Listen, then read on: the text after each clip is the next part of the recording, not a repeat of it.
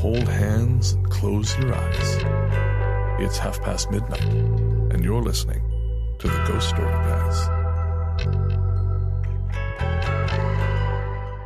Welcome to the Ghost Story Guys. I'm Brennan Storr. I'm Paul Bestel. And this is a show where we talk about spooks, specters, and all the other things watching us from the shadows beyond the campfire. Some conversations only make sense after the sun has set, and this is most definitely one. Thanks for tuning in. This is episode number 205. 205, Jesus. And the first of the year. And we're coming to you in this brand new year from that tiny mountain cabin you dream about, but can never quite reach. Paul Bestel, my friend, Happy New Year. Happy New Year.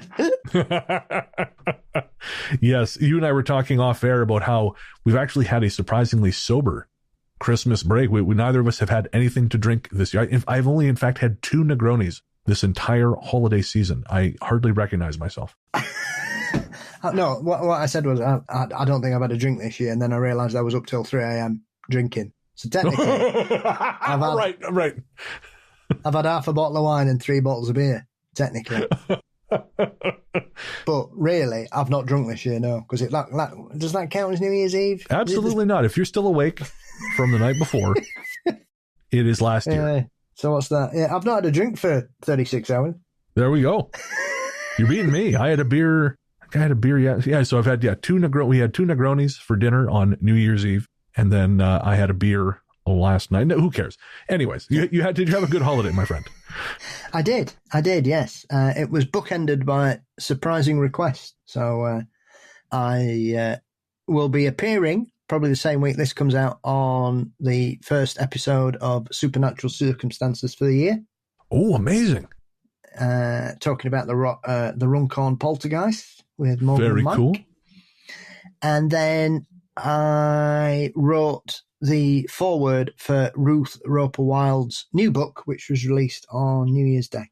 Amazing. And of course, that is These Haunted Times, Volume 6? 5. America. Hell yes. I'm looking forward to narrating that one. I have to finish the first one, but that is after I finish wrapping the first volume, I'm going to be pivoting to America. Yes, it was a nice way to finish the year. And, lots of things and got spoilt to death, my friend. So how about yourself? We had a really great holiday. I'm still in Victoria for a few more days, but we had a really great time. We, as I've mentioned before, we don't buy gifts for each other anymore because we figure we both have enough stuff. So we buy a Lego set every year, big Lego set, and we put it together over the holidays. So currently we're working on the Orient Express. And what we realized is we don't take into account the space these things take up before we buy them. And we don't have a lot of shelf space in our apartment. So now when we put together the track and we saw the track was about the length of a reasonably tall human child, we thought, oh shit, where is this going to go? And so that we're it's an ongoing investigation. But, do you get knives with it? Sadly, no. We had to provide those. Nikki had like a fresh set, very sharp. Not sure what she has, where she got them or why, but anyways, I'm sure there's nothing to worry about. But we started putting that together, and we were going to do a very JCVD Christmas, as I mentioned prior to our break. But what we realized is those movies are really fucking boring. We watched Maximum Risk and then Time Cop, and we started watching a third, and we both started looking at each other and went, this is just the same thing again. And so we've ended up kind of pivoting and watching a bunch of different stuff, including, as I mentioned to you in the patron segment we recorded earlier, some of the lesser direct-to-video John Travolta works, which has been very funny. So, we did very Eric Roberts Christmas, and I never thought I'd say this, but for all his faults, which I'm assured are many and varied, Eric Roberts is at least an interesting performer to watch. As it turns out, Jean-Claude Van Damme is not. Unless he's doing one of those crazy faces immediately after making a kick. Exactly. Yep. That's the one. Unless he's doing that, it is dreadful stuff, man. We were all under some kind of spell in the 90s, or I was at least. Yes, you were. Yes. But I've given up by Time Cop. Oh, really? So by the early 90s, you were done. You missed the gem. I say gems because I didn't watch them because it's boring as fuck. But Sudden Death, I remember being a lot of fun. Is that a John Woo film? Sudden Death, if only. No, that's the one where Van Damme is, I think, a fireman in an arena. No, No, I've not seen that. Anyways, I remember that everyday tale. Yeah, like I say, it's a classic. Who among us has not fought off terrorists in a hockey arena? Obviously, a lot of here with their New Year's Eve celebrations outside were all cancelled because we got hit by a freak storm New Year's Eve. Oh, okay. Basically, if you went outside, you might end up in the North Sea, so they cancelled them all. Anything on the coast, no.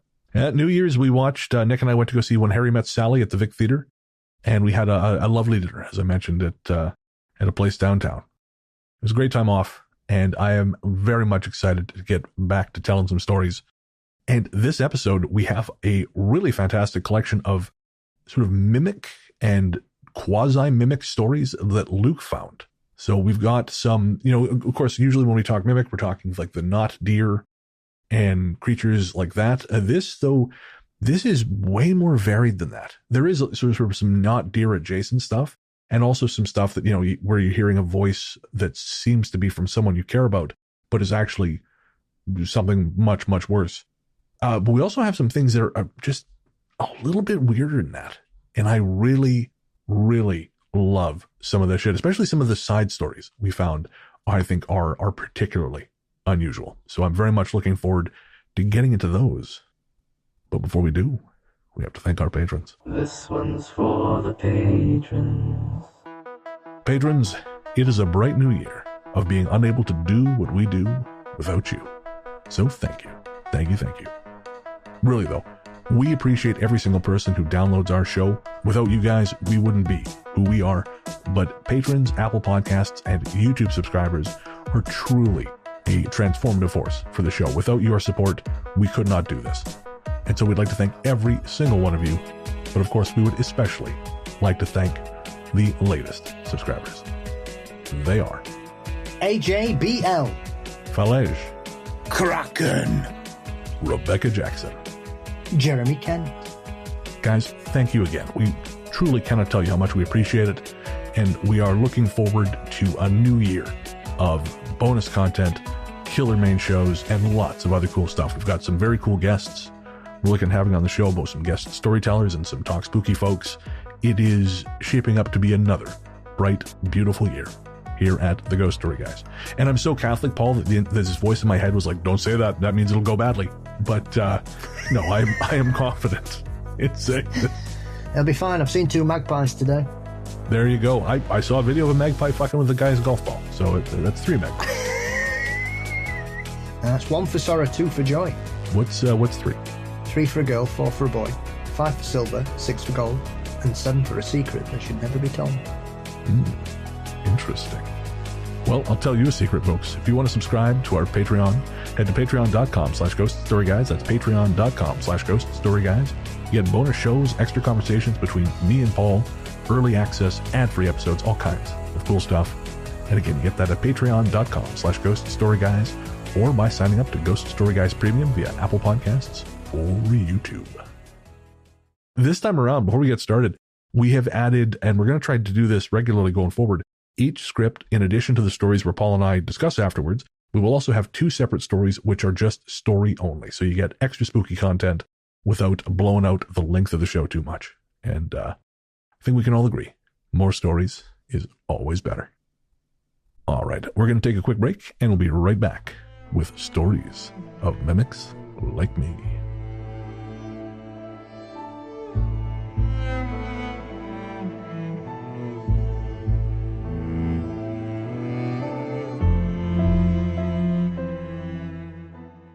Not a not dear. I used to live in northern Washington state, having moved there from the Midwest for work. The town I lived in was big enough, as it had a university and was close to the Canadian border, but definitely not very populated, and it was mostly rural, forested and mountainous. Similar to the Midwest where I'm from, there's a good deal of wildlife there. I'd see bald eagles, owls, hawks, raccoons, deer, and I'd see cougar prints on hiking trails. Thankfully, I never crossed a cougar's path that I know of. In the Midwest, I'd seen plenty of deer. In fact, you can't throw a stick without hitting one. Black bears on several occasions, and even been terrifyingly close to a moose once by accident. I'm telling you all this so you know that I'm 100% sure that what my brain told me at first was a deer was not a deer. On the night I saw it, several years ago now, I was heading to work at about 11 p.m. I'd been working the overnight shift for several weeks at this point, so I was pretty used to the weird time to be working. I wasn't especially tired, and I'd already been awake for more than an hour since getting ready and having a cup of coffee. My commute consisted mostly of driving through flat land since it's near the coast, with lots of trees broken up by some small fields. The road was lit with street lamps, but not good enough to always be well lit the entire drive. I was coming around one of these unlit bends, with a field on my right, and a thick tree median on my left. I saw a deer walking away from the road into the field, so I immediately left my foot off the gas and looked for more that might come out of the trees. Rarely did I ever see a lone deer. There's always at least 2, sometimes as many as 10 crossing together. The deer was far enough ahead, still walking, that I looked back at it again as I passed by. And as I passed through, I realised that it wasn't a deer at all. It was just very wrong. I really don't know how else to describe it. It had stopped in the field, and it just wasn't a deer anymore, or anything like a deer. I think it was bigger than a deer at the very least, and I felt like it was observing me as I passed by it. I had that sinking feeling in my gut you get sometimes when something you dread is about to happen to you. But I went past it, stepped on the gas, and got back to above the speed limit while gripping the steering wheel. Nothing dreadful happened, and I got to work fine. I've moved to a different state now, but I always used to look out for the not deer wherever I drove late at night to and from work. I've no clue what to do if I saw it again. It wasn't the only weird thing that happened to me there, but it's definitely the one I think about the most. An additional story of a similar nature goes as follows. Last winter, I was driving on my res to pick up my father for work. It was about 10 p.m. or so, and it was a very dark night. My headlights started lighting up the back legs of a deer near the road, and so I started to brake, expecting it to run out across the road, just like you do. Well, I got closer, and the back legs of the deer were upright, like it only had 2 legs. As I slowly passed, there was nothing on top, just dark shadow. The legs were moving, but there was nothing else there. It didn't scare me, but it made me feel wrong. I couldn't think of any other way to describe it. Normally I would burst in the door and tell everyone about the cool shit I'd just seen, but this felt different. Dread and wrong were the 2 words I'd use to describe this feeling. I felt like I shouldn't be there, and I was in its place. It disturbed me. It took me over a month to tell anyone about it, just because it made me feel bad, and like I should keep it to myself. I haven't even asked anyone else on the res about it, because it just felt like I shouldn't for some reason that I can't articulate. I've told a few family members and my best friend, and now here, because I can't believe this was almost the exact same experience. This was on a Haudenosaunee reservation, and I'm unaware of any stories describing anything like this, but admittedly, my knowledge is very limited in that area. So I thought these were both really interesting and a good place to start, because these are not, like I said, they're not deer, right? Yes. They're not, because as we've covered before, not deer are basically just animals with chronic wasting disease. That seems to be what it is. They're just animals suffering from some kind of, malady. But these are almost like phenomenon which this person both these people seem to struggle to even comprehend. And that's kind of where I really take great interest in the paranormal. Because, after 7-8 years of doing this, you can only hear so many stories about like spooky footsteps before I think, sure, okay, yep, spooky footsteps. But when you've got something that your brain just will not accept, I really, really get interested. It's a strange phenomenon, I have to say. Like you say, as with anything these days, any animal that looks slightly different to some people is clearly some kind of trans-dimensional monster crossing over the veil to eat children or something, whereas often I just scratch my head because you would rule out all the normal explanations before leaping to some strange decision.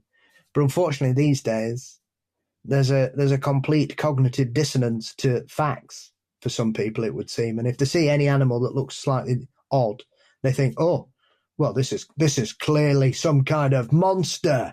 Yeah. I remember seeing there's a guy on, I think he's on TikTok. I know him from Instagram because I'm old, so that's where I see these things. But he goes by Chi Jim, Navajo guy, I think. And he posted a video a while back where he's sort of greeting brother deer. It's a nighttime clip of this deer, like running through the brush. He goes, oh, brother deer, good medicine for the people. And then another deer comes and it's got a really fucked up neck and its head is like looking 90 degrees the wrong way. And he just pauses with his horrified look on his face. And he's doing it for a gag, of course. And very likely the deer has wry neck, which is like, I guess, sort of a contorting of the neck muscles that kind of permanently fuck up your ability to look straight at the world. Yep. But you're right. I mean, the number of clips, at times I've seen that same clip, because his was just like a stitch. But the number of times I've seen people use that clip as proof of, I mean, it's always a skinwalker. You cannot go through a thread on anywhere. Your Ghost Stories, Reddit, any of the other forums that we troll for stories. You cannot go on there. You can't hear a fart in an empty room without some jackwagon who's watched too much TV just swooping in and saying, well, that's a skinwalker. I've seen Blind Frog Ranch, and I know what a skinwalker is. Well, you know jack shit then, pal. That's what you know. Yeah, exactly that. Exactly. Oh, man. It's hilarious. You can tell whatever they've been watching because it's either Wendigo or Skinwalker. Doesn't matter what those things might actually be or not be. They know the word, and therefore everything is that. I'm actually kind of excited to see what this year's thing is. I don't know. Maybe people will stop seeing less demons. One can hope. I don't know, man. Demons sell, so I wouldn't hold your breath. I know whenever I'm always tempted to call episodes Demon something because whenever we do, they get about 60% more downloads. Yes, I mean, obviously, one of my recent episodes was called "In Search of Demons," and we basically didn't find any, which was the point of it. I'm shocked. And somebody said, "Oh, this topic's a bit dark for Christmas." What do you want me to talk about? Santa? You'll feel hell.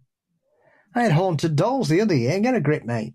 And in a world where Silent Night, Deadly Night exists, you cannot accuse me of being too dark for Christmas. I'm sorry. Have you seen Black Christmas? These people, what are they talking about? Krampus. I've seen all of the Black Christmas films. Yes, and sadly we lost Olivia Hussey this week. We did. Yeah, that was a sad one. Of that. So yeah, it's deeply frustrating. Like you were talking about some of these strange ailments that can affect animals. There are some very odd things that happen. The other week I was watching a program which for some reason featured footage of a shire horse kicking a goose in the face.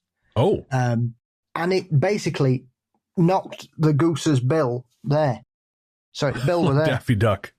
Yeah, so it was literally walking about with its face like that now. Oh, Jesus. And I suppose if you'd not seen how it happen, you'd think, God, what's that? Is that a not goose? Is that what it is? But no, it's just a horrifically horrible accident that's happened to this poor goose. And so you just think, well, because who's going to unless you own that goose, who's going to fix it? And how much does it cost to fix a goose's bill that's big kicks across its face? It's kind of bizarre how we'll do that with animals because we attribute some kind of special magic to them. Like if you see a dude looking like that, you just think, oh, that's Des. He got into a fight at the pub and lost again. You're not going to think that it was some kind of curse. Whereas you see the goose. Yeah, that's it. Yeah. You see the goose and you're like, oh, well, clearly, we're going to have a bad harvest. Yes. The bent-billed goose has flown across the farm. All our crops will now fail. Sounds like one of those phrases from that Gary Oldman spy show. I think we just sent some kind of instructions to a sleeper agent. We just winter soldiered someone with that phrase.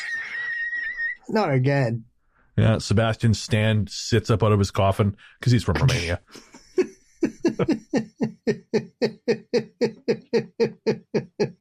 You never know, especially this time of year. There's Nosferatu is amongst us. Yes, have you seen that yet? No, it only opened here on yesterday. Oh, okay. Yeah, I haven't seen it yet either. I promised Nick doesn't give a shit about horror movies, so I promised some friends in London I would see it with him when I got back. It's done very well. I think any film that can take in a week what Craven's taken in 6 is quite good to say it only opened on Christmas Day. Craven's just saving up its energy. It's like Morbius. You just got to, we were busy that weekend, but if you re-release it, we promise we're going to turn up. Is Aaron Taylor Johnson on some kind of quest to appear in as many films as possible at the minute. Because he's in everything. Yeah, I assume he's saving up for more abs. He's Get any more abs. An 8th ab. He's like a human cheese grater now. You just get some mozzarella on his ribs, you're away. We can't eat it, though. We can't have any of that shit. If he was any more ripped, he would become a giant ab. Well, every time he's in a franchise that doesn't work out for him, he drops another 5% body fat. So he's... I think he's landed on one here. I think he's all right with Nosferatu. I didn't realize he was in that.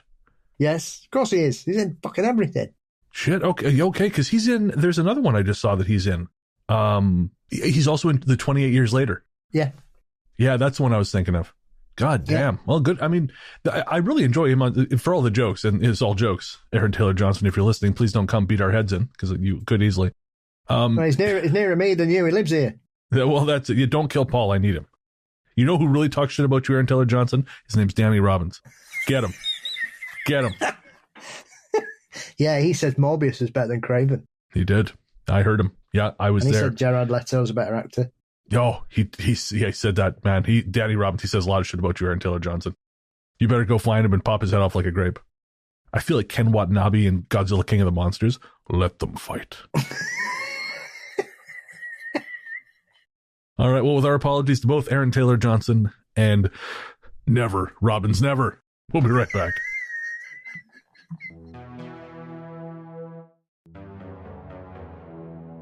With teeth. I live in Northeast Ohio, and I got a job about 2 months ago as a process technician at a dairy plant 35 miles away. On the way home, after about 20 or 25 miles, I have to drive through a wooded area. Not a problem for me, as where I live in northeastern Ohio, forests are common, and I pretty much lived in the one behind my grandma's house growing up. I work 4 p.m. to 4 a.m., so the drive home sucks. Whether it's being tired, hungry, or the fog almost every night, I go the same way every time. I was driving my way home. I just left the residential area of my workplace and was going through the forested area. As I said, there's fog almost every night. So I'm on high alert for deer, raccoons, and critters like that. It's just like every other drive home so far. I had a podcast on, was focusing on the road, thinking of getting either a sausage McMuffin or a McGriddle from McDonald's, and sometimes looking off to the side of the road for any eyes reflecting my headlights. All of a sudden, I saw reflecting eyes. Out of the woods comes a coyote. In my hometown, coyotes aren't too rare. I've seen them by my high school, but never seen one outside of my hometown, so it surprised me. I started slowing down as it crossed the road until it turned to my car and just sat there, about 10 feet away in the road. There had been no cars I'd seen since leaving the residential area, so I was just going to go around it, but I thought this is too odd of a thing to happen to just drive away from it. I expected it to just get up and walk away at any given second. This is where I began to get very scared. I honked my horn, and after about 2 or 3 seconds, it smiled at me. I had my brights on so I could see it perfectly. This coyote had human-shaped teeth. My heart dropped, and every hair on my body raised, just as it is now recalling this incident. It lasted about a second before sitting up and running into the woods.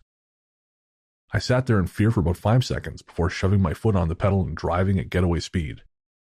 I didn't stop and get food because I had no appetite. I thought about what I'd seen the rest of the ride home, doubting it, but like I said, with my brights on and having it as close to my car as it was, I saw it as clear as day. This coyote had human teeth, and there was no doubt about it. I'm very into the paranormal, and that includes cryptids.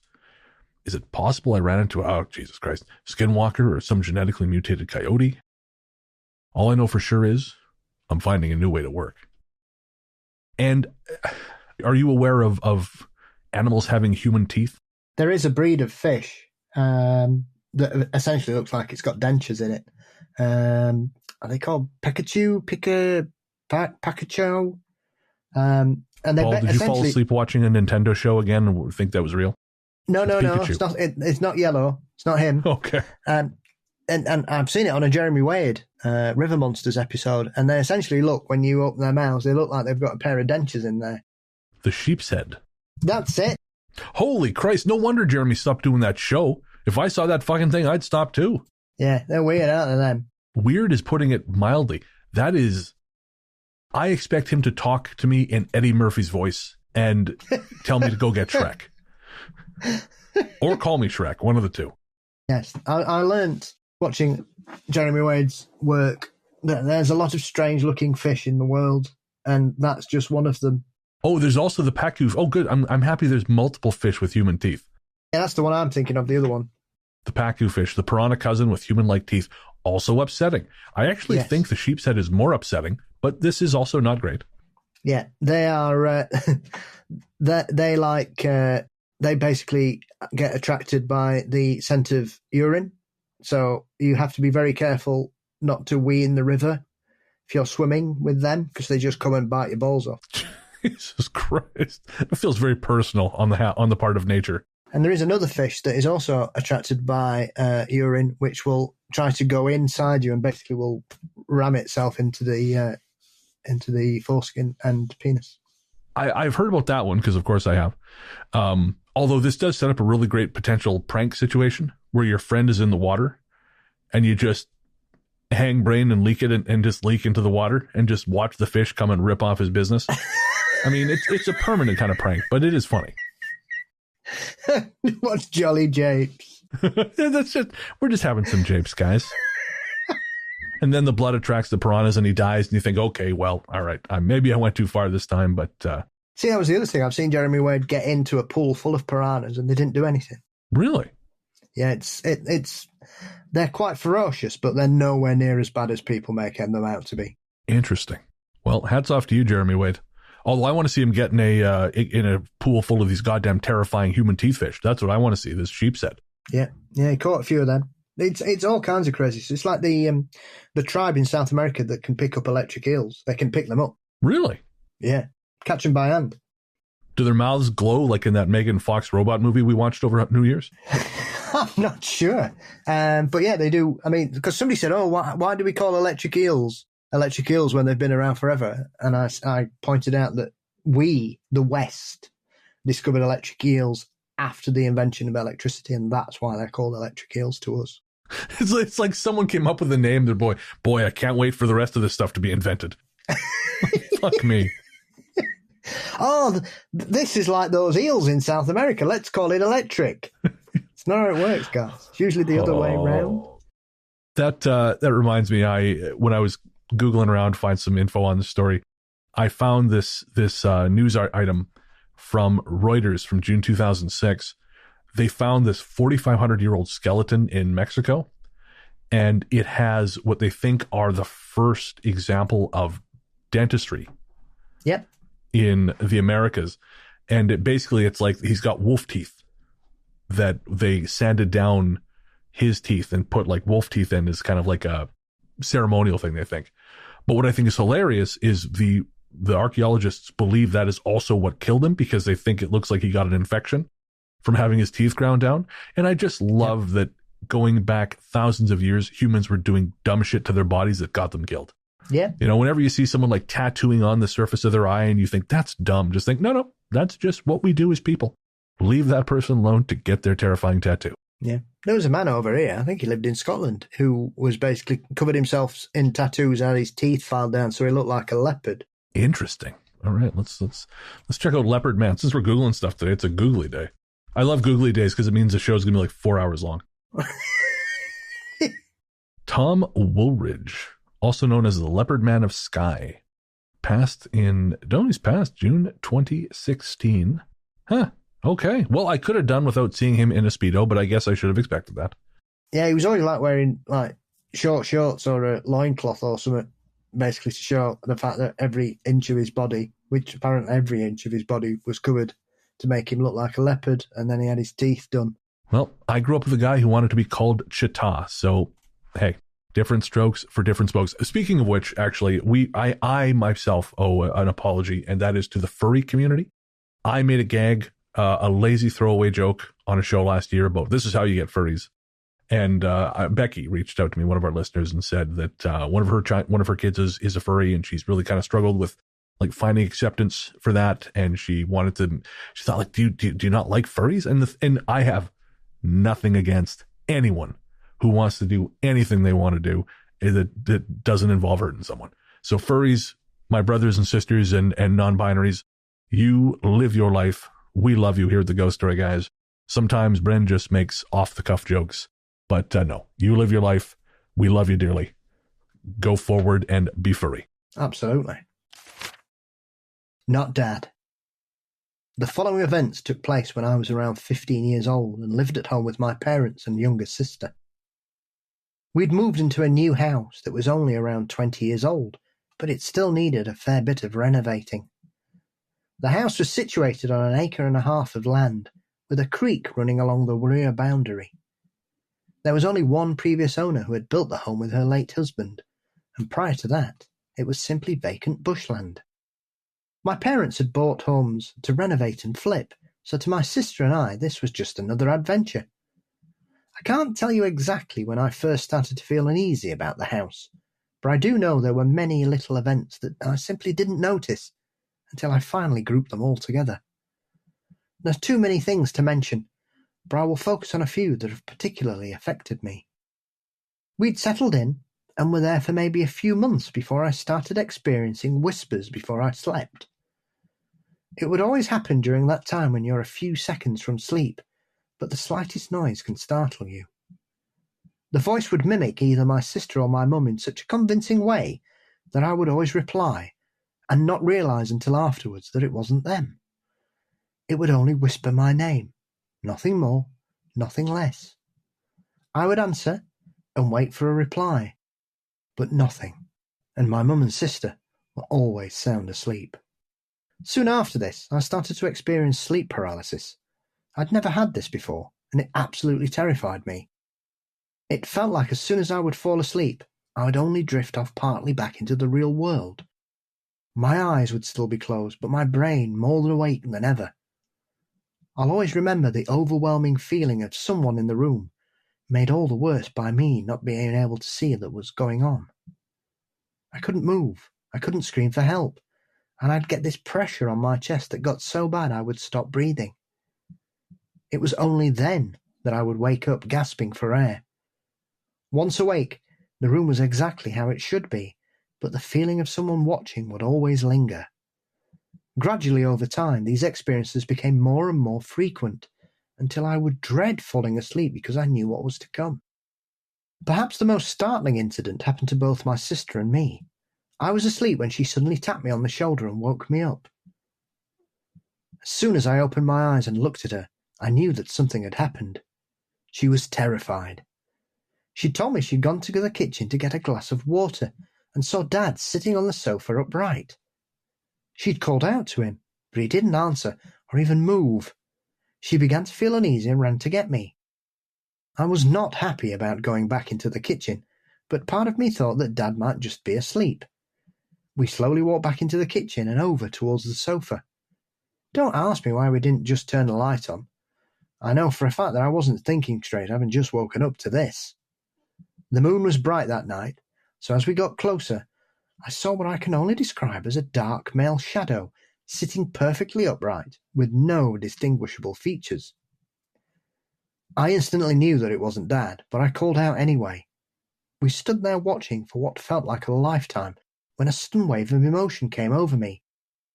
I felt like whatever was sitting on that sofa was evil, and in that split second its head began to turn, and we ran for our lives back into my room, locked the door, and turned every light on. We didn't sleep at all that night. We told our parents in the morning, still hoping that somehow it was just Dad, who assured us that he had not left his room all night. To this day, I still regret not turning the light on and knowing for sure what I was looking at, but at the same time, I think that it was maybe for the best. My sleep paralysis and various other things continued in the home until we moved out 2 years later, but nothing like the shadow man on the sofa. Now I'm 24 and I've experienced sleep paralysis maybe 5 times since the day we left. Since leaving, Mum has also opened up about her experiences in this house, none of which she wanted to tell us at the time for fear of scaring us even more. All I know is, I am glad to be out of that house. Bodark Lake. I live really close to James A. Reed. It's a memorial wildlife area of a little over 3,000 acres. It's a popular location for fishing because it has something like 12 small lakes. It's a popular spot for photographers for shooting portraits, and during hunting season, it's popular for bow hunting. I'm an amateur photographer, I guess, so I do portraiture for a side gig, I like to fish, and I also like to go hiking. It's basically one of my favorite places, and I go there really often. It's basically a photographic gold mine. In the summer of 2011, the body of a 19-year-old guy was found at the wildlife park. Anyway, the story of this kid's body was a minor news story, but since I was so familiar with the area, it was of interest to me. The news report was immediately confusing. According to the report, the kid had been partying with some friends and he OD'd at the party, and this is where the story breaks apart. His friends say he wandered off and they didn't know where he went. His mother thinks, for no clear reason, and this is the operating story the news went with, that he OD'd at this party and his friends dumped his body in the wildlife area in the middle of the night. Both of these things are pretty much impossible, and I'll explain exactly why right now. The article mentioned which lake his body was found near. It was Bodark Lake, which is pretty much the furthest lake from the entrance to the park you can get to. Getting to this particular lake requires driving down about a 1.5 mile long paved road that hasn't had any service in like 2 decades. This thing is riddled with potholes that are car killers. If you don't know where they are, you have to take the road slowly. Hitting one of these things in anything short of a full-size pickup will destroy your tire and wheel. I've driven it so many times I have the potholes memorized and can drive it pretty normally, weaving in and out of them when they come up. But in the dark of night, this would be hard, especially for some drunken high teenagers. But that in and of itself isn't impossible to do. There are 3 gates between the entrance and where his body was found. One right at the driveway leading into the park, which is one of the large swinging steel gates. The next gate is just after that one. In order to get to Bodark, you need to make an immediate right-hand turn after the visitor center, and that is where you run into the 10-foot-tall chain-link fence that's meant to keep the deer in the wildlife area. This fence runs the entire perimeter of the reserve, as it's right off of a highway, and they want to make sure the deer stay in there for hunting season. You need to get through a second chain-link fence gate that's chained shut every night. The park opens at sunrise and closes at sunset.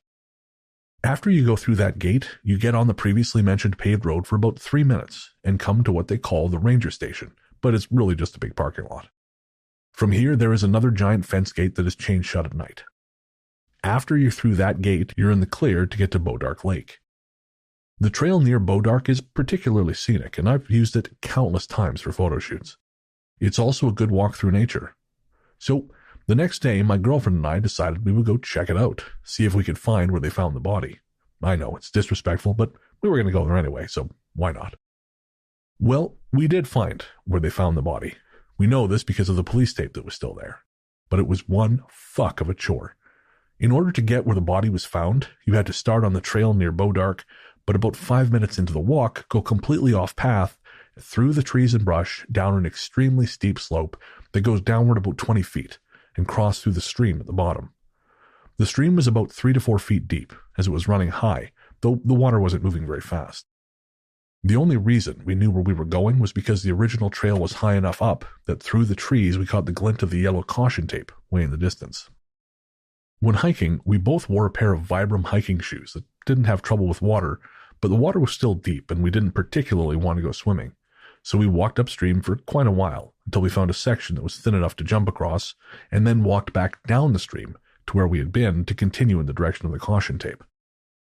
After a few more minutes of trudging through particularly thick brush and forestry, we finally arrived at the second stream, on the other side of which was a roped-off area of police tape.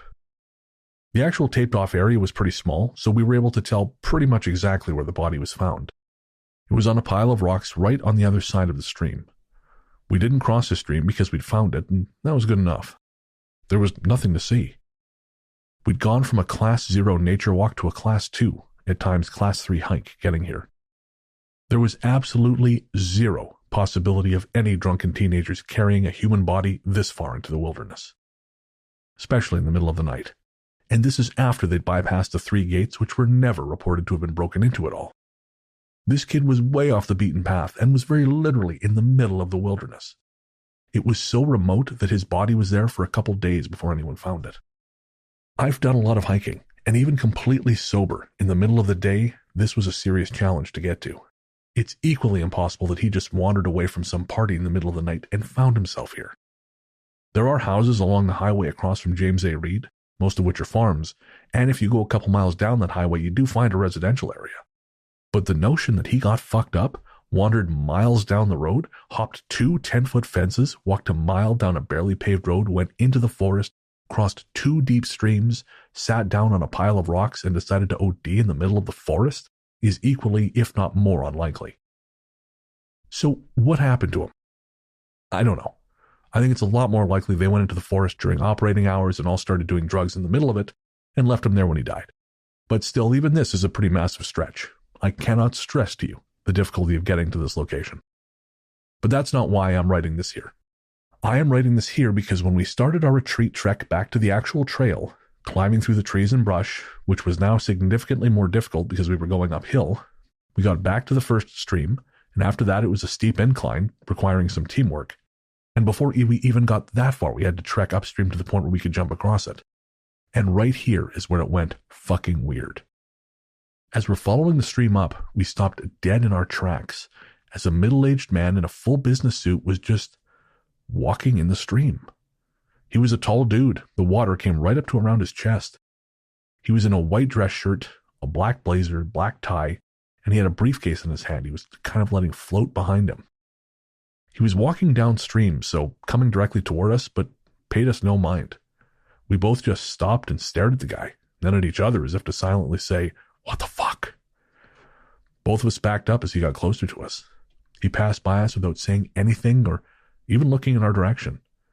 He was bald, white, probably around 45 years old, and fairly broad. He had a completely blank expression and looked like he hadn't slept in days. He had massive bags under his eyes, which were completely dead. His expression was just dead. Slightly slack-jawed, eyes glossed over. It's worth noting he was dry from the chest up, like he just entered the water and started walking downstream. He was just walking straight, very slowly. We stood there, completely silent, staring at the sky until he passed us by, and we were looking at the back of his head as he marched forward. He could have easily exited the water at any point here. The embankment wasn't difficult, but he just soldiered on down the stream. We now moved way faster than we safely should have been, running upstream to jump across and get back to the trail, and then to our car, where we drove off and immediately started asking each other what the fuck that was. We tried to tell our friends about this experience, but it was beyond even really conveying how weird it was. I don't even think I can properly put it into text to give you the proper context as to how fucking eerie we felt about it. It was just dead silent in the forest, or at least it seemed that way. All we heard was him sloshing through the water as he slowly made his way downstream to wherever the hell he was going. I expected to read about another body being found, like this guy was off to hang himself in the forest or something, but no such news article ever appeared. But the vibe he gave off, man, I can't even really explain the feeling this guy gave us. It was like overwhelming dread, confusion, and I'm sure some terror. I really don't even know how to explain the emotions we were feeling, and we both agreed we didn't have words for it. It was a totally foreign feeling. And I found a little more explanation from the same poster who said, this guy looked human, he just acted bizarre. He said, I've dealt with people on PCP and all kinds of other drugs. I've seen people act bizarre before. Usually, they aren't in business suits or bodies of water in the middle of the woods. And I saved this one, Paul, because as you know, I'm a sucker for missing people. I have a real interest in the whole smiley face drowning thing. This case seems unusual because I can only find one Fox 4 News article about the case. And in order to find it, I actually had to go into a forum for hikers, which linked to the article, and I had to put the article in the Wayback Machine because it had been removed. But according to the Fox 4 article, which was dated June 30th, 2011, Brendan Dean was found along a walking trail near Bodark Lake in exactly where the original author says. And yeah, they've got the story, the mother saying, oh, he must have overdosed and died, and she can't understand why his friends would dump his body in the woods. But again, there's nothing supporting her assumption, in the article at least. It ends by saying, police say they're waiting for toxicology reports from the coroner, but charges are likely. But there is no further mention of him whatsoever. And like I said, that article was only ever indexed once on Wayback Machine the day it was released, or in June of that year. It was pulled. So I have no idea what actually happened to that young man. I think it's one of those things that sometimes people will put forward solutions to strange events that on further inspection make as little sense. With the greatest respect, and I don't want to sound too morbid about this, I think some people don't understand how hard it is to carry a dead body over normal ground. Never mind into the middle of a bloody wood, in the middle of the night, off trail. I'm not having that. That's bollocks. Yeah, no, I agree. Especially when you look at the Fox 4 article, which again, folks, isn't available anymore on the web itself. Well, I guess if you know where to look, but she claims that he over OD'd at a party, was wrapped in a blanket and left outside so they could keep doing drugs. And again, there's no source cited, so it kind of sounds like my old man. My old man was an addict for a long time before he passed, and my family had no concept of his life. Like I did, because, early in my life, I dated someone whose brother-in-law was a pretty violent crackhead. So I understood a little bit of the cycle of addiction, but my family, to them, because he was hanging out with some rough characters. So to them, they had this sort of very Hollywood, very cynical idea of what that world was, which is not to say he was hanging out with good people, because he wasn't.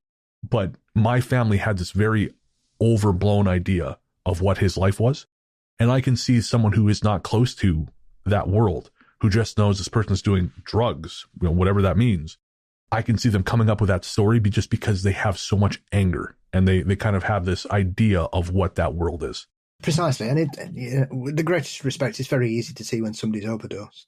I think the idea was that she thinks, well, they didn't care about him because, people who are on drugs don't care about other people on drugs, because that's what you assume if you are, again, you're kind of outside that world. Usually they look after each other, because at the end of the day, they tend to gravitate towards each other because they tend to do the same things. And therefore, if they can't get stuff, the other person usually can. And it's usually a relationship of convenience, in my experience. Yeah, no, that makes sense. I mean, it's like, this is a very, very diluted version of that. But when I used to drink a lot, when I lived in Revelstoke, I would have bar friends that I would never see when the sun was up. It would just, we would hang out in the bar because we were all there getting hammered. But, we're not going to go for Denny's afterwards. I remember one of the guys, he didn't even recognize me when he was sober. Is that because you weren't wearing your wig? Well, it was a very dramatic wig. Good for you. So yeah, I don't think her story has much weight. Again, I think that's more the anger of someone who is frustrated with a family member who is, and their struggle with addiction, and just finding ways to sort of to make them to view it in the most cynical possible light, which I sort of get. You're hurting, I understand, and you don't know that world. Plus, it also, it's a catch-all term. Drugs. What drugs? What type of drugs? Because there's only certain. He was a weed snorter. Yeah, because there are only certain types of drugs that you will OD on. If it's of course, yeah. I know that there are some people that claim that you can overdose on marijuana. I find that very hard to believe. I suggest it's probably more what you're mixing it with than anything else. And I suppose, there are always situations with all narcotics, especially chemically based ones, where the mixture can be wrong. You can get a bad batch. It can be cut with things like fentanyl. You've got to be really careful these days. That's not to say it's always been safe, especially when you're talking about heroin and cocaine, because you can be, unless you've got a testing kit, you have no idea what you're taking. You just hope it is mostly okay. And that's often the case. It's usually mostly okay, but it's mixed with all kinds of shit on the street, Yeah. Well, we lost Nikki's niece a couple of years ago. I don't think I've talked about her on the show, but we lost her to a heroin overdose. Yeah. About 2 years ago. I remember you telling me you'd heard there was a bad batch going around. Because often, usually it's because it's been cut with fentanyl, or it's too pure. Yeah. And this is the other thing, is that you can get so used to taking shit heroin that when something slightly better comes along, it's too much. You can't cope with it because you're used to injecting more, because what the quality of the drugs you are getting is poor.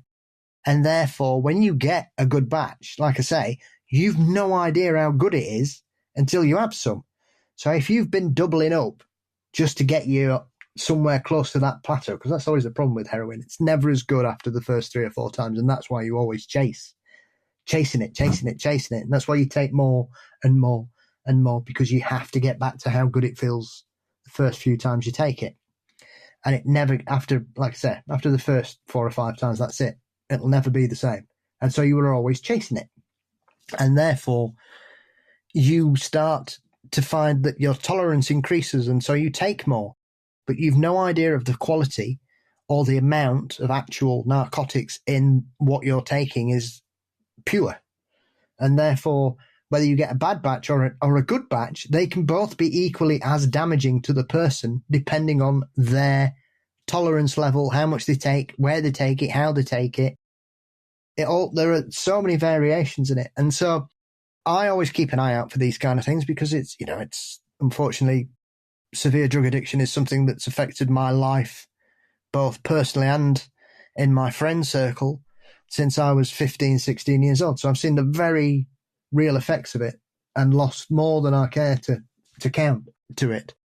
And so I think it's one of those situations that there for the grace of God go I when it comes to things like this, because addiction, regardless of what is the driving force behind it or for it, or the narcotic that gives someone some semblance of peace in their own mind, addictions of all levels destroy lives regardless. And often the one that gets usually ignored the most is the one that's most easily available, which is alcohol. That's always kind of struck me, because, without getting too much into it, alcoholism has definitely been something that I've seen a lot of in my life. And especially when I was younger, it was so normalized. It was okay because it's booze. So that's fine. Like we joke about booze on this show, but I mean, we are able to have like a healthy relationship with alcohol. That wasn't always the case in my life, but I'm able to do it. Yeah. I wish alcohol had always been my problem.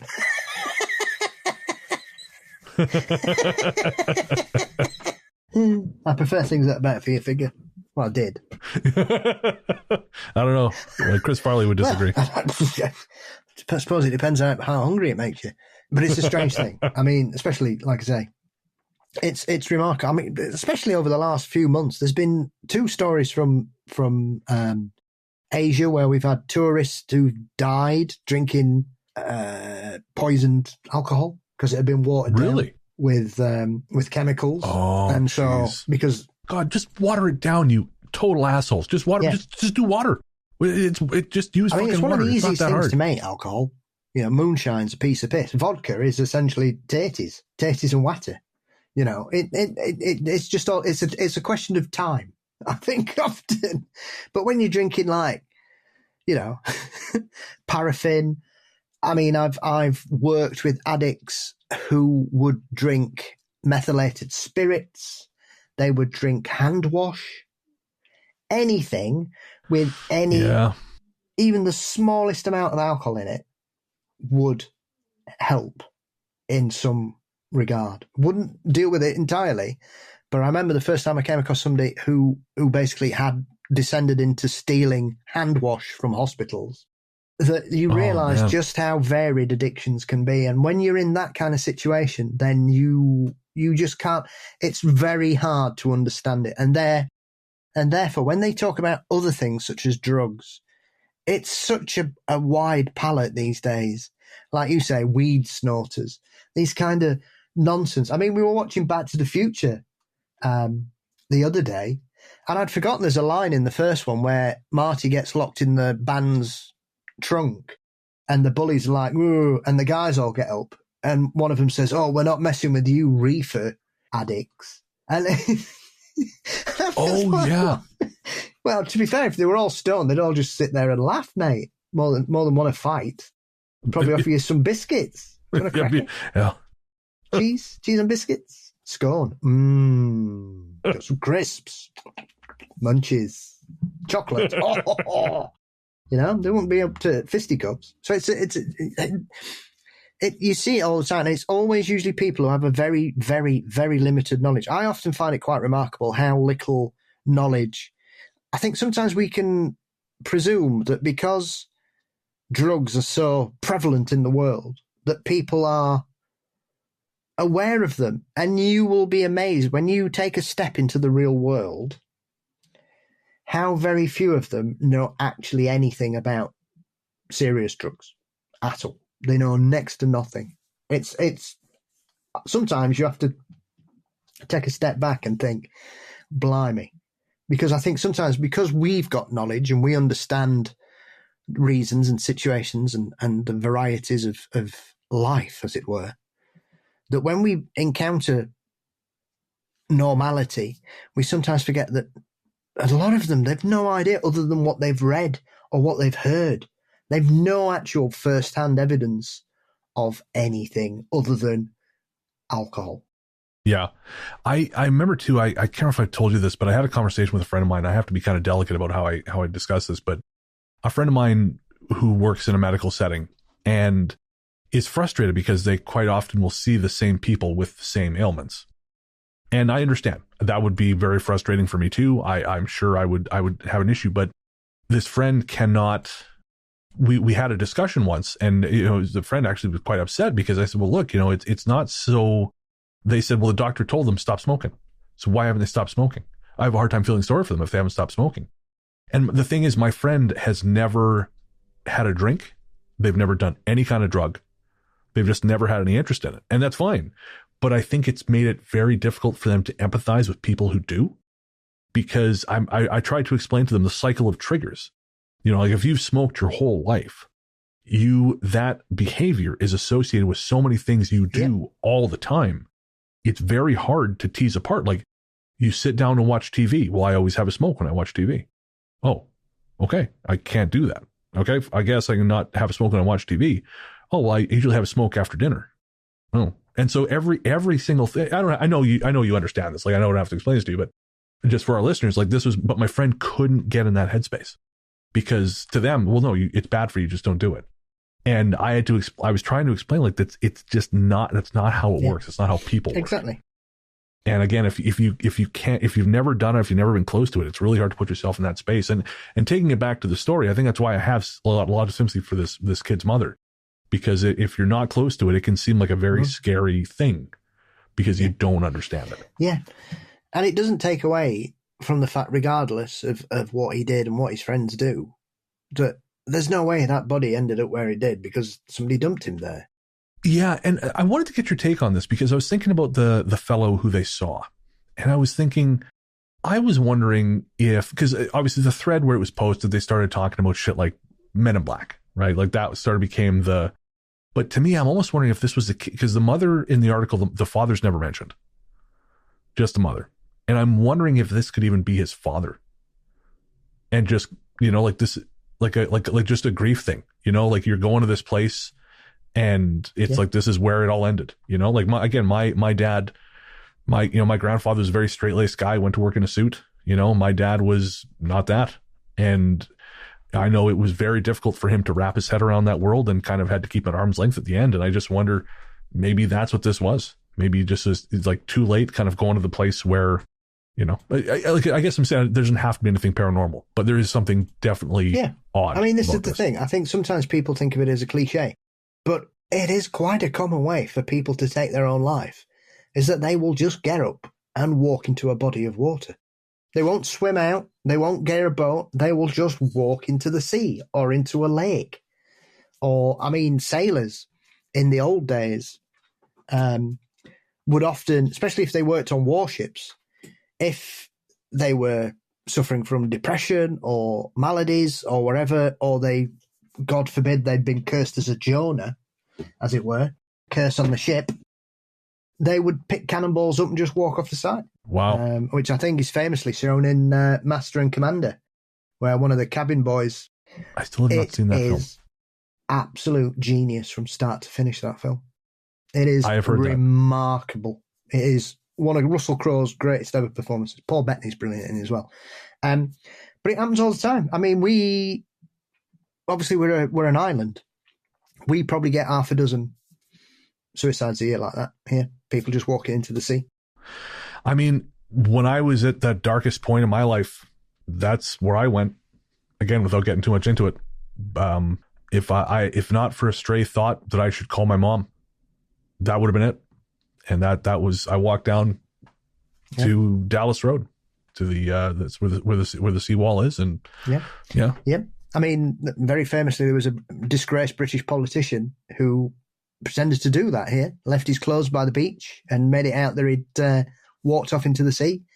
And then the police found him 18 months later living in Australia. So just, before we move on to the next story, I'm just kind of curious, like with the fella, I mean, you think there's something at play here. So do you have a thought as to like the young man? But I don't think it's as simple as that kind of explanation. I mean, to be honest, once you realize that American police departments are run for profit, then cases like this are always easily written up, aren't they? Because why would you spend money trying to solve how a body got there when you've got the solution? He took drugs, he's probably died. Friends left him. If anyone's familiar with this case, please let us know. ghoststoryguys@gmail.com. If you know how it was resolved, if it was resolved, why it disappeared from the news the way it did. Because again, as it said, charges would be laid, and it appears as though they never were. I know this was also something that happened with a drowning south of Revelstoke. The coroner said they would release cause of death, and they never did. I think the thing about seeing this chap in the water, though, one last point, that reminds me of an incident I read, which I also think is from the States, where there were some kids playing in a wood, and then this man just appeared, dressed in really old-fashioned clothes, and said, "Good day, and walked off. And they were all like, where the hell has this guy come from? Who is he? Why is he dressed like this? And he just went.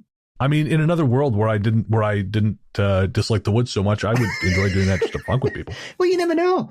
I mean, there are stranger things, but that I don't know. I think to say, oh well, I'm not saying it's paranormal. I think you're just saying, well, I saw somebody. I mean, that's odd behaviour under any circumstances. Odd behaviour, because even if he's tried to take his own life, well, he's clearly picked the wrong stream to do it in because his head's above water. So is he just going to keep walking till he gets there? I mean, he might do. He's just doing the greatest race. He's just fording the river. Yeah. He's doing Oregon Trail. There's one little thing in what he says that makes me think that it can't possibly be real. Is that he's dry from, it says he's dry above. But if he's in water would see, he'd be wet through. Wouldn't matter if you were walking up to your chest, right? Oh, of course, it would you'd be soak wet upwards. Through, regardless. So how's he dry? Can't be dry. That's physical impossibility. That's not how water works. If you walk in clothes up to it's like if you get your bottom of your trousers wet, it doesn't just stay at the bottom, does it? It rises. Interesting. I would not have thought of that. That just made me think, there's a little bit more to this than meets the eye. Interesting. Well, we're going to take a quick break for some ads. So instead of listening to those, come up with some theories and send them to us.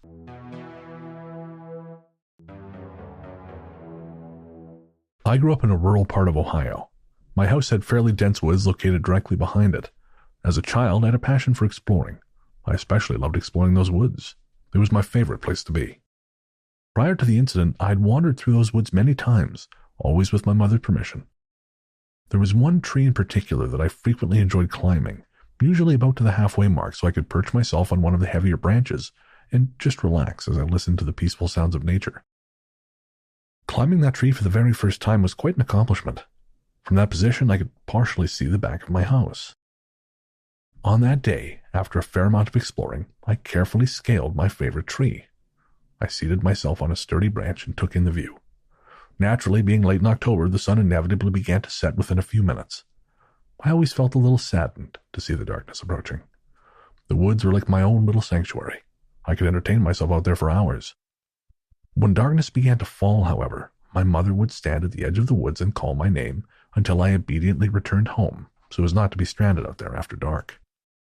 After watching the sun set until I could no longer see it, I began my descent down the tree. I was nearly at the bottom when I heard my mother's familiar voice calling my name. I thought nothing of it at first, as this routine had occurred plenty of times before. Then I realized something strange as my feet touched the ground. My mother's voice was coming from behind me, deeper in the woods, rather than towards the entrance where she usually stood when calling me home. My mom had never entered those woods before, at least not with me. I was eager to find her and show her all my favorite spots before it grew too dark. That's when I realized something was off. How could she have gotten in the woods ahead of me? Certainly I could have missed her, but as I said, she never entered those woods. She continued calling my name, but there was something strange about it.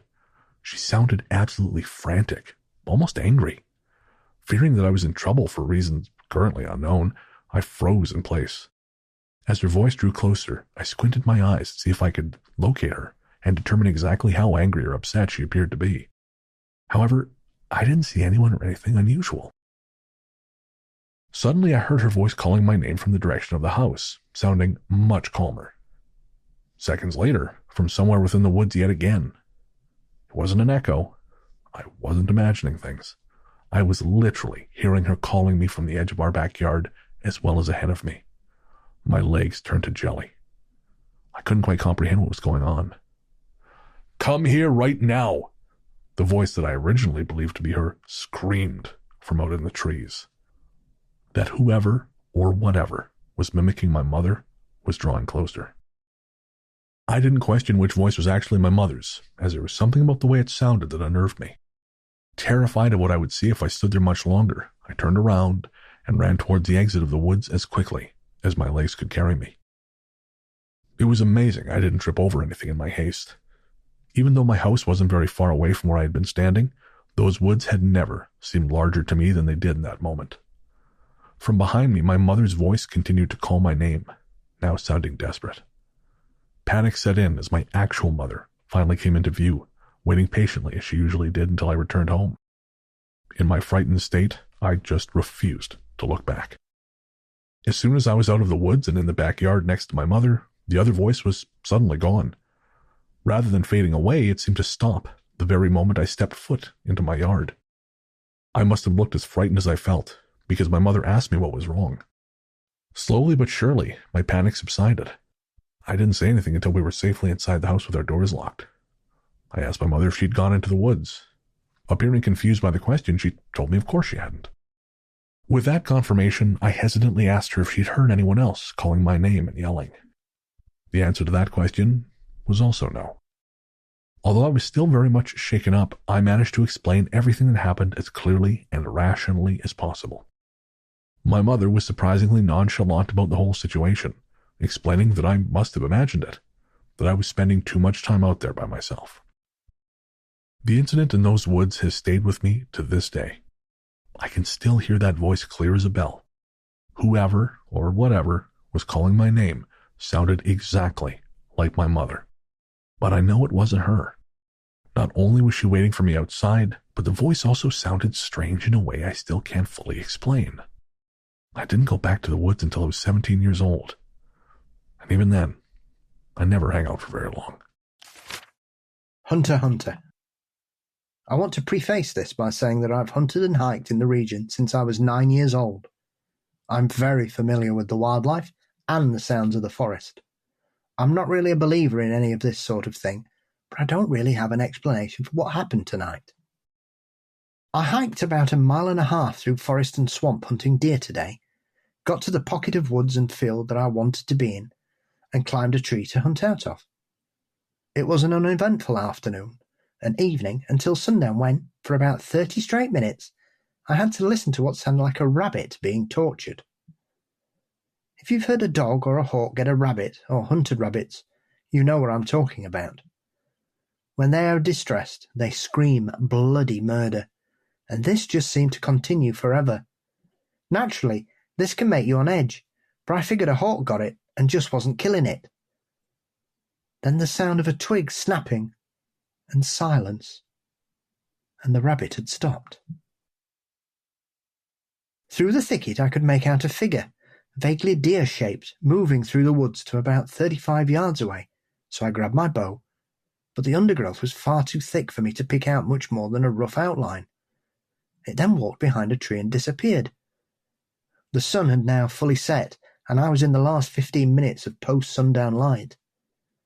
And I heard in a flat, emotional child's voice, coming from where that deer disappeared. "Help! Help! Help!" No fluctuation or distress to the voice. Not said as if it was asking for help, just a statement. Help, help, help. It said that probably 15 times, and then the woods went silent. There wasn't even a breeze to make a sound. Then, a crack of the limb of a tree snapping, and all hell broke loose in the woods. Squirrels, birds, and deer suddenly shot out of the woods like bats out of hell, sounding like an absolute stampede through the forest. And then silence again. To make things worse for me, I'd lost my light on my walk in, and had to haul ass 1.5 miles through the woods back to my truck in darkness, with my only light being the moon. After getting back to my truck, I called a few friends to let them know what happened, and then had a relatively sleepless night. This morning I couldn't stop thinking about it, so I decided I needed to go back. I grabbed my hunting dog, called up a buddy to come with me, and set out back to those woods. First I drove around the property. Nobody was parked at any trailhead, so there shouldn't be anybody about. We took a very long way around, heading north to get into the woods, a few miles from the parking area, stopping to talk and looking out for signs of animals and to listen as we went. We approached the woods from the south, keeping on the outside of it in a tall, grassy, wet field. As we approached within 200 or so yards of where I'd heard it last night, we stopped to talk for a moment and how to plan to best go about entering those woods. This isn't some manicured forest that's easy walking. The undergrowth is dense and filled with thorny shrubs and buckthorn, whereas yesterday and in weeks past this area was teeming with life. Deer, pheasants, hundreds of turkeys and their poults, crows, squirrels and rabbits. Today's these woods and fields were completely silent. As we discussed this, I realised my dog was nowhere to be seen or heard. She normally wears a bell, or the metal pieces of her collar are sufficient for me to hear where she is, but it's silent. She wears an e-collar that I can press a button and it will make a beeping noise that I can hear. I press the button, silence. I yelled for her. Silence. And then, coming from the forest ahead of me, I hear the yelping of my dog in pain, loud and clearly my dog. I look at my friend and take off towards the woods, calling and beeping the collar, and calling and beeping the collar and waiting. Back to silence. I look at my buddy and he asks, "What are you doing?" As if he hadn't heard it. We stop and wait for a moment on the edge of the woods. I call one more time and finally hear the jingle of her collar, coming up to me completely unharmed from the opposite direction of where I thought I heard her crying. Confused, we now distanced ourselves from the woods again and continued north along the edge.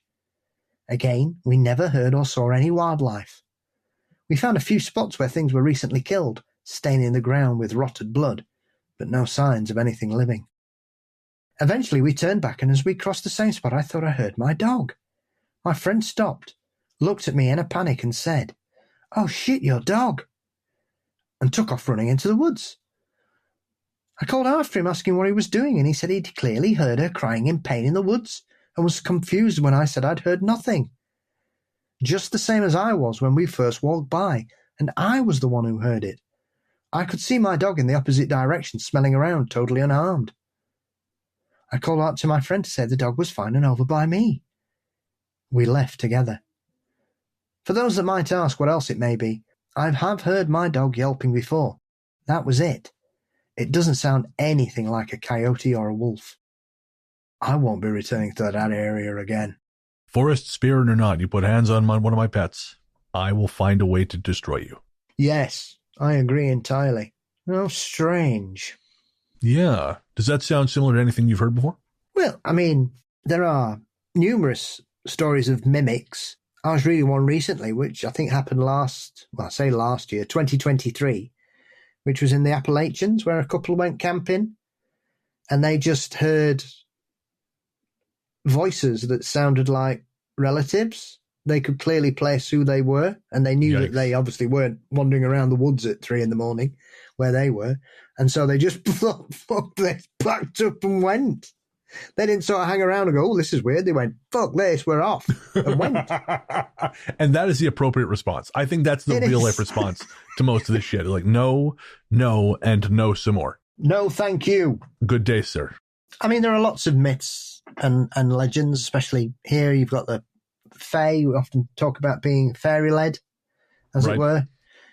Taken music more often than conversations or words or people speaking to you, but it has been reported here, and there are numerous stories from North America, from trails and woods and forests, of people having strange experiences. I know you obviously had one yourself. It's not that unusual, and yet it's deeply unsettling because it always seems to resonate with the person that can hear it. You know the sound your pet makes in distress. You know the sound your mum talks like. You know the tone, the inflections of their voices. You know it's how they speak that you can close your eyes, you know who it is. And so you don't have to see that person to know who the sound is, if that makes sense. And so this seems to be purely to entice people, because common sense would say, if you're out somewhere and you hear something like a kid in the middle of a wood at night, common sense would say, well, that's not happening. There's no child running about the middle of these woods. But your brain goes, oh, there's a kid there. Let's go and find it. Because it's human nature. If we hear someone in distress, most of us will try and go to that sound to help. Right. We hear an animal in distress, we will go to that sound. We will try and help. It calls on our emotional core that a lot of us deep down are very caring people, and therefore we hear the sound of distress. It triggers a primeval reaction in us that we must go help. And therefore, that suggests that whatever's making it is also primeval. I don't love it, Paul. I don't love it. Speaking of primevals, before we move on, have you seen The Primevals yet, the film? No. So it was a full moon feature that was it was unfinished for years. It was a passion project for one of the original members of the company. The fellow passed on without having finished the film. They just finished it last year. I think it's on Prime or one of those streamers now. Right. I haven't seen it yet, but it looks bonkers. It looks like a throwback to like the old Ray Harryhausen stop motion films. It looks like a hoot. Cool. Well, if I can get through the slew of werewolf films that have suddenly arrived for no discernible reason, then we'll see what happens. Yeah, I was really bummed I didn't get around to seeing the new Stephen C. Miller film Werewolves in theaters, but it'll be on video soon, so I will see it there. And The Wolfman's out in 2 weeks, isn't it? Oh, shit, already? I guess, yeah, it's January 2025. Jesus, that came fast. One last thing before we go, though, Paul. I think I told you about this on the Patreon live stream we did in December, but it's kind of an interesting synchronicity. I randomly thought of the song Shook Ones Part 2 by Mobb Deep in early December. I don't know why. And actually, I remembered the cover by Everlast, which was done for a compilation called Loud Ones. Or Loud Ones or Loud Rocks, one of the two. But anyways, I thought, geez, I haven't heard of this song in years. It came out in, I think, 2000. So I looked it up and listened to it. And it occurred to me, I used to love this song when I was younger, but I had never actually heard the original by Mobb Deep. And I realized I knew nothing about this group. So again, I don't know why this came up when it did. It just did. So I Googled who are Mobb Deep because I'm the whitest man alive. And I found them. And I thought, again, because continuing the mayonnaise theme, I thought, well, I wonder if there's any books about these gentlemen. And as it turns out, Prodigy, one of the members, wrote an autobiography and recorded the audiobook before he passed. So I grabbed it and I listened to it. And interesting stuff. I actually based a couple Fear Daily stories on some stuff I found in there. But what I thought was really interesting is he had a shadow person experience, which was related to his relapse back into addiction. Sort of tying back into our conversation from earlier. He was trying to stay clean. He had sickle cell anemia, which he found was exacerbated by drugs and alcohol. He found that it would, and especially in diet, he found that if he ate clean, it would still happen, but it wouldn't happen as much. But he would keep kind of falling off the wagon and sort of slipping into a little more wilder lifestyle. But the thing that really jumped out at me was one night he was living in Lefrak City in Queens, and they were just passing it. And Lefrak is a large housing project there. He was just passing it about 3 a.m. with 2 friends, and he saw in the sky an enormous green fireball, similar to the one that I've described seeing and is also mentioned in Strange, and we've talked about on the show a number of times. He saw this thing shoot across the sky, and he actually felt like the shockwave, if I remember correctly. He felt the shockwave of it hitting, And he said to the other guys in the car, he's like, did you see that? And both of them, who had been wide awake a second before, were waking up. And they said, no, man, we were asleep. What'd you see? So he took that because he was always kind of a seeker. He was, I think, maybe a little too quick to believe certain things that sound like bullshit to me, but still, he was the guy who was interested in understanding more about the world Prodigy. And I thought it was fascinating that he had this experience and those guys weren't there to see it, even though they had been wide awake a second before. And so I finished the book before I came out to Victoria for Christmas. And I was at the gym, finished it, and I thought, I'm going to listen to a couple of their songs on Spotify. And as I did, Spotify comes up with a concert alert. The night I finished Prodigy's book, Mobb Deep was playing a show in Victoria. One of those, again, random little synchronicities that the whole thing is kind of came out of left field. Because again, I had never heard of these guys before, aside from a song covered by someone else. And it was weird that he'd had these experiences that slot so readily and are so similar to things we've already done on the show. Strange. Yeah. So, folks, if you have had a synchronicity, it doesn't have to be about Mobb Deep. In fact, probably easier if it's not. And you want to share it here on the show, send it to ghoststoryguys@gmail.com. We're always looking for more listener stories for upcoming episodes. Again, that's ghoststoryguys@gmail.com. All right, folks, that's our show for this week. We hope you have enjoyed it. We're going to take a quick break and be right back with our Ghost Force shoutouts.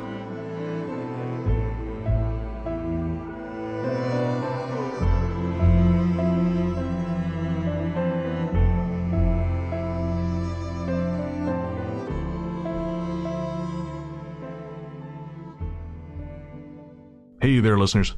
Before you reach for that skip 15 seconds ahead button, I promise you this isn't an ad. We wanted to take a minute to talk to you about mental health. On this show, I've always tried to be as honest and open as possible about my struggles with depression and anxiety, because even though we've come a long way towards acknowledging the very real damage these things can do, there is still way too much lingering stigma about reaching out for help. And when you start to feel like there's no help, it's easy to start feeling like there's no hope. But Paul has joined me today to remind you there is always hope and there's always help. We're not going to try and talk you out of self-harming right now, because we know that's not how it works. Instead, what we wanted to do was tell you something now and hope that should things get bad, you'll remember it and make a phone call or send a text message before you make any permanent decisions. As someone who knows all too well just how important mental health can be, it's never too late to reach out. In Canada, the number to call is 133-456-4566.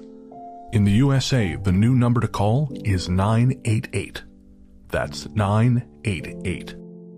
In the UK, the number to call is 116123 or text SHOUT, that's SHOUT, to 85258.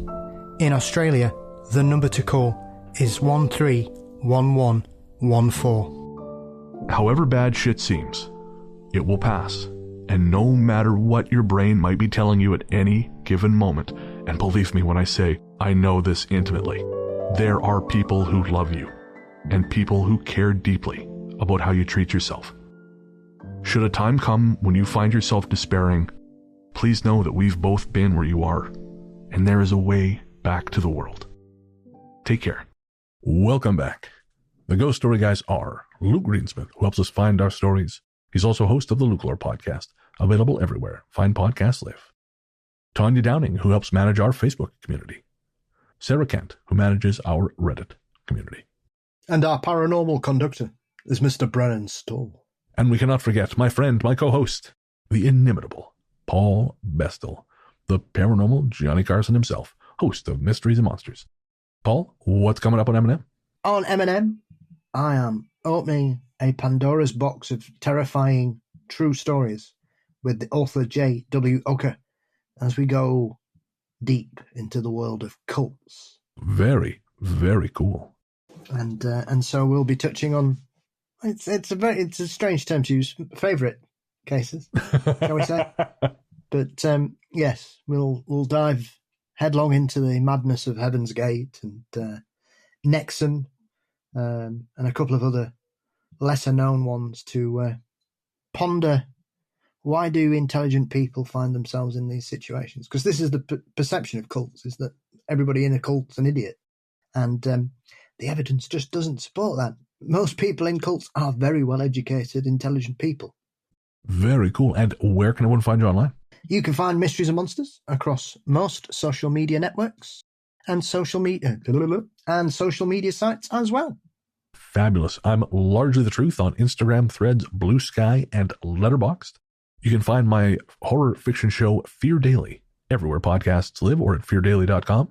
And that is a daily horror fiction podcast. So you want some spooky stories. 2 stories a day, Monday to Friday, every week in defiance of God and all his angels. Do you have any guest spots? Or you do have guest spots coming up. You got Supernatural Circumstances. You have the foreword in Ruth Roper Wild's new book, These Haunted Times America. Anything else on your slate coming up? No, that'll do for this week. That's fair. I was going to say that's solid progress.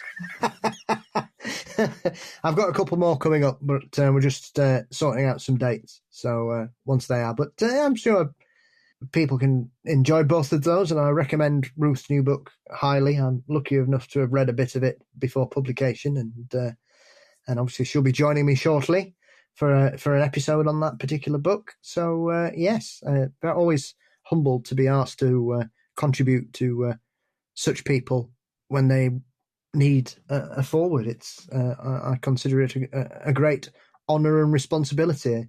I feel a bit like Captain America. As well you should. As someone who has one of your lovely forwards in the second edition of Strange, I agree.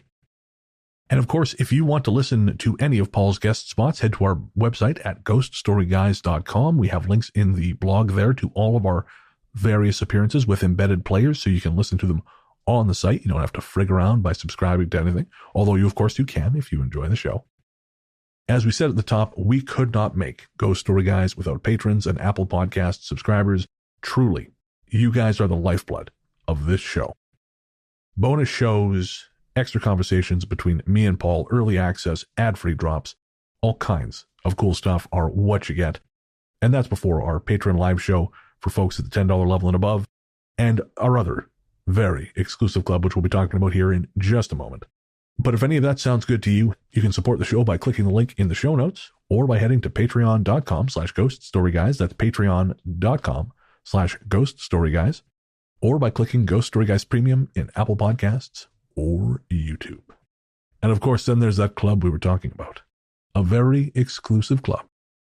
Folks who support the show at the $20 level and above get to be part of a little something we like to call Ghost Force. That's right. Patrons at the $20 level and above don't have to hear all the plosives that are happening with this microphone, because I haven't used it in a few months and I can't remember how far to put it from my face. Oh no. It's real weird right now, Paul. You're holding up very well. I'm proud of you. This time around, the members of Ghost Force are Atham Saragon, Crazy Mom Canada, CT, Dexterous, Flowy Two Hats, Gabrielle Hollanders, Heather Brown, Hannah Siemens, Hilary Desastur, Jay Moores, Janani Bananani, Jenny Bonanani, Jenny Bonanani, Jason R. Slaughter, Jennifer Mullen, Joseph Como, Kissing Kit Barlow, Liam Hudock, Mara Noriega, Mark Simler, Megan Rocket, Merlin Hansen, Nicola, Peter Gunn, 08.5, Woo, Rebecca Brink, Rebecca Jackson, Robin Steen, Rockin' Ronnie Shenanigans, Scrapbot 13, Shannon Steyer, Surreptitious Shipley, and Trent Cannon.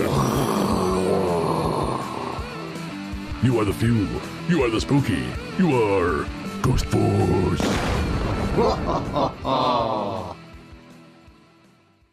For real, guys, thank you so much. We appreciate all our patrons and Apple Podcasts and YouTube subscribers. But Ghost Force, you're that extra kind of crazy that we like a whole bunch. So thank you. And if you'd like to have your name read out on the show every second story episode, head to patreon.com/ghoststoryguys and sign up at the Ghost Force level. All right. If you want to get any Ghost Story Guys merch, head to our website at ghoststoryguys.com. If you want to share a story with us, shoot us an email, ghoststoryguys@gmail.com. We're also on Facebook as the Ghost Story Guys finally made a group. You can find us on Reddit at r/Ghost Story Guys podcast. That's starting to pick up after quite a bit of inactivity, so we would love to see some folks over there. Say hi. I will pop in. I'm there intermittently. And of course, we're on Instagram as the Ghost Story Guys. Our theme song, Radio, Into the Darkness We Go, is composed and performed by Peter Kurosawa of Podzonta Music. Find more from him by searching for Podzonta Music wherever you stream your tunes, or by going to nightharvestrecordings.com. That is, of course, the Ghost Story Guys house label. And I think that's going to do it. We'll be back next week, but until then, into 2025 we go.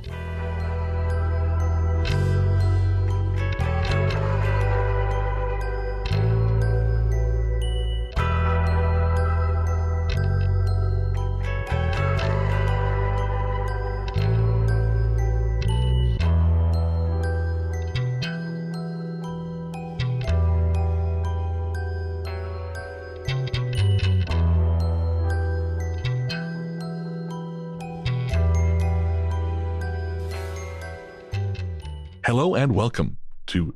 Oh, what's up? I was going to say, do you want to... are we going to copy the ones we missed? Yeah, that's what I was thinking. Okay. Sorry, mate. No. I suppose I should have expected you to not just intuit that from my thoughts. Wow. Not since the gnome incident, no. Well, that's not helpful. Mute. Okay, let me try that again. I was waving and all sorts, and you were off. I had the script. I know. I was off to the races. I was so proud of myself. Okay. It looked good. Doing my theater of the mind. Beautiful. I tell you, Paul, I'm a beast of burden. You give me any time off and it all falls apart. Part.